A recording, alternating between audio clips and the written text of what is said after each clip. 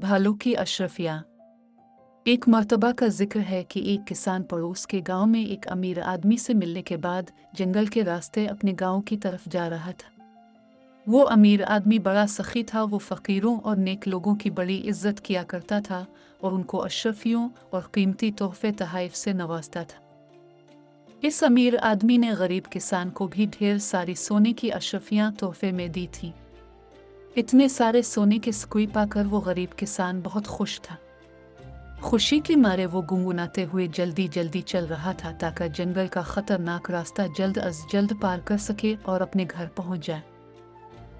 अपनी दायना में मगन इस किसान को अचानक इस वक्त शदीद झटका लगा जब उसने अपने सामने एक रीछ को देखा।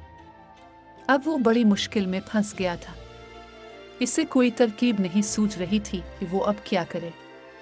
आखिरकार वो पीछे की तरफ भागने लगा। जब रीछ ने इसको इस तरह भागते हुए देखा तो वो भी इसके पीछे भागने लगा। दौड़ते दौड़ते किसान बुरी तरह थक गया। इसके पांव कँपने लगे। थकन के मारे वो एक जगह खड़ा हो गया। इसी दौरान में रीछ भी इसके पास पहुंच गया। अब दोनों आमने सामने थे। किसान सोच में पड़ गया कि अगर अपनी जान बचानी है तो उसे रीछ से लड़ना पड़ेगा। अभी वो ये सोच ही रहा था कि रीछ किसान के ऊपर कूद गया। किसान भी इससे दो बादो लड़ने के लिए बिल्कुल तैयार हो गया। लड़ते लड़ते किसान के हाथ में अचानक रीछ की दम आ गई। किसान ने पूरी ताकत से दम को पकड़कर गोल घुमाना शुरू कर दिया। किसान और रीछ दोनों घूमते रहे। ऐसे में किसान की कमर से बंधी हुई थैली में से सोने की अशरफियां निकल निकल कर चारों तरफ गिरने लगी। किसान को अपनी जान बचाने की फिक्र थी, इसलिए इसको सोने के सिक्के के इस तरह गिरने का कोई अफसोस नहीं हो रहा था। वो बस यही सोच रहा था कि इस मुसीबत से किसी तरह छुटकारा मिल जाए। वह दिल ही दिल में सोच रहा था कि अगर उसने रीछ की दम छोड़ दी तो वो इसको जान से मार डालेगा।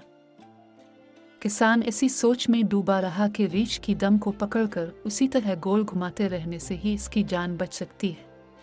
कुछ देर तक वो ऐसा ही करता रहा कि अलिफादेर से एक लकड़हारे का गुजर हुआ। चारों तरफ फैले हुए सोने के सिक्कों और गोल घूमते किसान और रीछ को देखकर इसे बहुत हैरत हुई। वो उन दोनों के करीब आया और खड़े होकर उन्हें गौर से देखने लगा।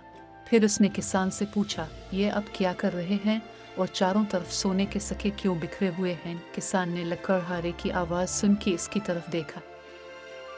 इसके जहन में एक तरकीब आ गई। इसने उसी तरह गोल गोल घूमते हुए कहा, रे लकड़हारे, ये जो हर तरफ तुम सोने के सिक्के बिखरे हुए देख रहे हो, ये रीछ की दम को पकड़कर इस तरह गोल गोल घुमाने से निकले हैं। लकड़हारे के दिल में लालच आ गया। उसने कहा, मुझे भी रीछ की दम पकड़ा दीजिए ताकि मैं भी इसे घुमाकर कुछ सोने के सिक्के हासिल कर सकूं। किसान कुछ देर तो यूं ही दिखावे के लिए टालता रहा।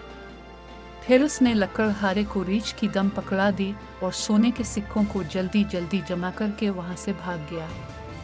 लालची लकड़हारा सोने के सिक्कों के लिए इसी तरह परेशानी के आलम में रीछ की दम पकड़कर गोल घूमता रहा।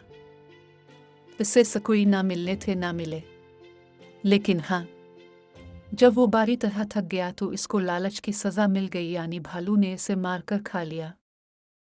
इस कहानी से हमें यह सबक मिलता है कि लालच बारी बिला है और हमें किसी के धोखे में नहीं आना चाहिए।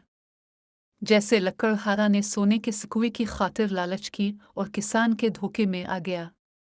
इसे ना तो सोने के सिक्के मिले और ना ही अपनी जान बचा सका, बल्कि भालू ने इसे मारकर खा लिया। हमें ना तो किसी को धोखा देना चाहिए और ना ही लालच की खातिर किसी के धोखे में आना चाहिए।